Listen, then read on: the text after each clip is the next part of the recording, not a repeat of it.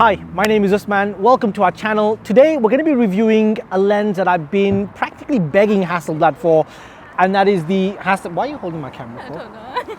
The 80mm f1.9. This is mine. The 80mm f1.9. This lens has been on my radar for such a long time because it has quite a unique look, and honestly, it's just incredible based on some of the shots that I've taken so far. I haven't done like a full review for myself just yet. So today we're in Lee City Centre. We're joined today with Karen. Yeah, it's Karen. Karen. Okay, I pronounced that correctly. Unfortunately, Annette's on holiday, so I'm stuck with Karen. Anyway, we're going to take a few shots and see what this lens is all about.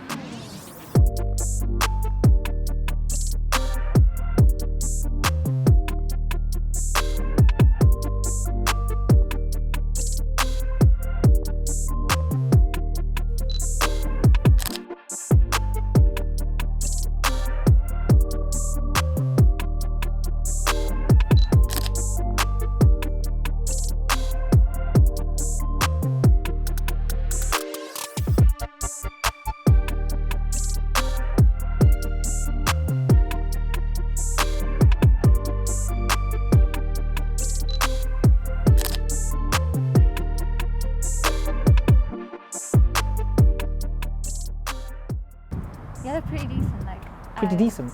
Thanks for that. Thanks for Decent. that. So, first impressions, this lens is pretty decent. It's producing some really decent quality images. And yeah. Okay, so honestly, in terms of the lens, I have to say, I really like the kind of images that this is producing. Is that what you meant? Yeah, that's fine. Okay. Because it does have a certain look to it. I mean, it's quite unique because you can't really get a 65mm f1.4 on a full frame camera or with many other camera systems. So Hasselblad does have this lens as a bit of a unique feature for their systems. And that's something I really like about it. The weight of it, I thought the weight and size of it was gonna get a little bit in the way, but honestly, it's not. I mean, yes, can I grab that? Yeah. Thank you. I mean, it's a lot larger and heavier than the 45p, but while shooting with it, it hasn't bothered me at all.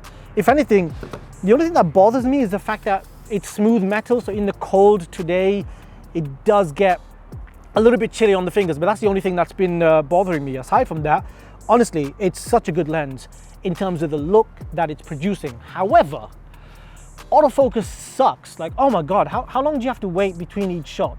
Not like 5 minutes. Okay, it wasn't that long. It wasn't that So long. long. It's not 5 minutes. It's like at least 15 seconds. And it's cold out. You hear this guy? It's not 5 minutes. It's like at least it's 10 seconds, okay? But 10 seconds is still pretty bad. And the autofocus is it really struggles. So when I've got the focus point on Karen's face, I have to wait there for a little while before it finds it. On occasions, I'll just get the red box and it hasn't found the subject. So that's something that's been annoying me a little bit. And that's something that I think is a major downside of the Hasselblad X1D system. So even though this is the Mark II, so supposedly been improved and updated, the autofocus still isn't quite there, especially considering the fact that I've been shooting with the GFX 100 this week, and that camera is just incredible for autofocus. So a few positive points, one pretty significant negative point, but overall I'd say, yeah, I'm very pleased with this lens so far. Right, so here we have some images opened up in Lightroom now, and this first image, just a test shot whilst we were getting things ready. But the first thing I noticed with Hasselblad files are the colors. The colors always look stunning. This is not a true 16-bit sensor, but even still, the Hasselblad color profile does such a good job. The only color that I find, in my experience, that Hasselblad tends to struggle with are the red tones. If I just zoom in a little bit over here, I've made a few adjustments. If I switch it off, you'll see that the red tones generally lean a little bit more into the magentas, but a quick adjustment and it tends to look a little bit better. So aside from that, Hasselblad colors absolutely stunning.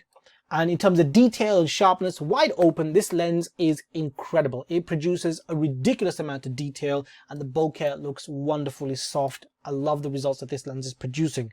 The only problem is that the X1D Mark II and the original X1D, they both have contrast detect autofocus and can be a bit of a pain finding and nailing focus, or finding focus to be fair. So over here, as you can see, I've missed focus slightly, and even though it looks like it's in focus, it's not really, because it can be sharper. Once you look at this image over here, you'll see that this image is much sharper because I've nailed focus perfectly on the eye.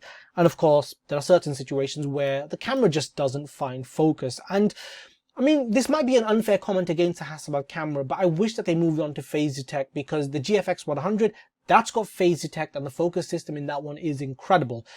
It is double the price or almost double the price compared to the Hasselblad, but still, you know, I think that contrast detect has had its day, and we should, as cameras, you know, camera manufacturers should move on to phase detect now. Despite this, I still loved shooting with this lens, because once you do nail focus, I mean, the kind of details that it produces are just incredible. Love the results that this lens produces.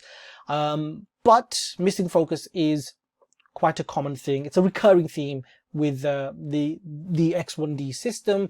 Over here, I mean, I've kind of nailed focus on this eye instead of this one, so it's close but not close enough.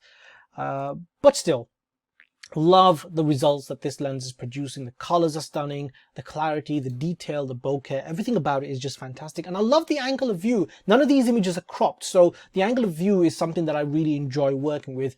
It's in between 50 and 85mm, and for me personally, I love that on a full frame in terms of angle of view or field of view. So yeah, I love this lens.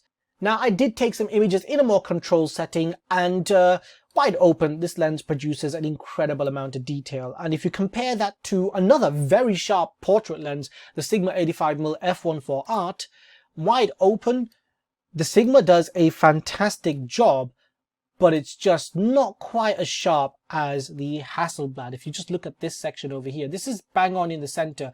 I mean, yes, the Sigma does a fantastic job of producing detail. The Hasselblad is just that much better in the center. It's just unbelievably sharp. Such a good lens.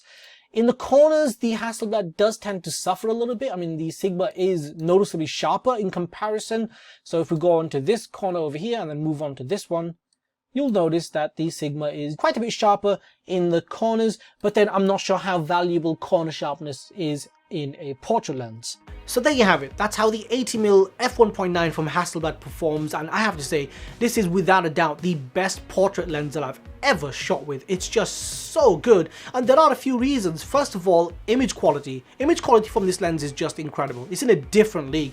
It's probably the sharpest autofocus portrait lens that I've ever shot with. Wide open, it produces a ridiculous amount of detail. It's noticeably sharper than the 85mm f1.4 from Sigma, and that lens is no slouch. That lens is noted as being a brilliant performer. In fact, the 80mm is so good, I'm going to say that it's probably better than the 100mm f2.2 that Hasselblad have for their 645 system. And that lens has a similar field of view to the 80mm, they just operate on different sensors. But yeah, 80mm, definitely in a different league. And the other reason is the field of view. I love this field of view. It's in between 50 and 85, and as I mentioned in the video, I like that focal length. Unfortunately, a 65mm f1.4 or f1.5 doesn't exist for full frame, so if you want that field of view, you do have to shoot with medium format, which is expensive. But yeah, I mean, that's my ideal focal length, and Hasselblad have it right now. I think Fuji are going to be producing that eventually, or maybe later on this year, but right now Hasselblad is the only company that has something like this, and yeah, it's just such a good lens. The autofocus is a bit of a drag though, and I don't think it's the lenses, because the motors in the lenses are doing a great job moving the elements. I think it is contrast detect, and I think that if Hasselblad implemented phase detect in their next X1D, then that would be a huge upgrade, because that would update all of their lenses effectively and just make them all operate much better. And some of you might think that I'm exaggerating, but I'm really not. The autofocus really does suck, because whilst I was taking pictures of Karen, I mean, she'd be waiting like 10-15 seconds in between shots, where I'd just be holding the camera, waiting for the camera to find her, waiting for the camera to focus. And in that time, you know, she's gonna I mean, her pose, her expressions, they're going to just slightly change a little bit. She's going to get a little bit tired of holding that one pose, which means that I'm missing shots and I'm not capturing that expression that I really wanted. So it does cause an issue in real world shooting. Autofocus, terrible. However, the manual focus ring does make up for it a little bit. I mean, not massively, but just a little bit, because the manual focus on this lens is really nice and really smooth. It's really well made. So yeah, I mean, if you are going to manually focus, then you can do this, even though it is focused by wire. As far as I'm aware, this lens manual focus is actually pretty good. Ultimately, best portrait lens I've ever shot with. Hopefully Hasselblad does implement a better focusing system in the next version of the X1D, but until then, we're stuck with this crappy autofocus system, and we've got lots of potential with these lenses, but I just think the X1D isn't really fulfilling that potential just yet. Maybe something to consider for the future. But yeah, just want to say thank you so much for watching my video. If you like this video, hit the like button, please subscribe, share this video, and hope to see you guys in the next one. Thank you.